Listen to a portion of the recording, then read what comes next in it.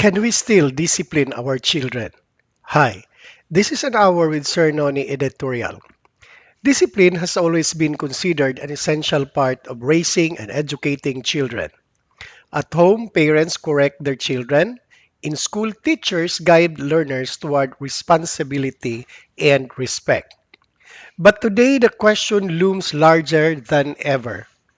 Can we really discipline our children in school and at home, given the many child protection laws now in place?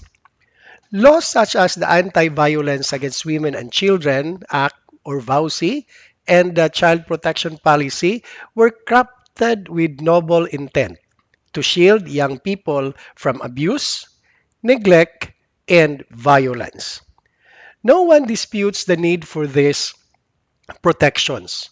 Yet the unintended consequence in a growing sense of hesitation among parents and teachers alike. A stern word, a raised voice, or even the enforcement of simple classroom rules can be misinterpreted as violation of these laws. Teachers, in particular, are caught in difficult balancing act. They are expected to maintain order and foster this discipline in classrooms, often overcrowded and diverse in behavior.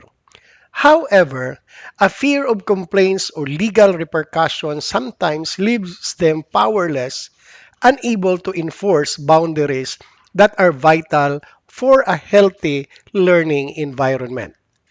Without clear guidelines that distinguish discipline from abuse, educators risk either being too lenient or being accused of misconduct. At home, parents also struggle with the fine line between firm guidance and perceived, perceived harshness.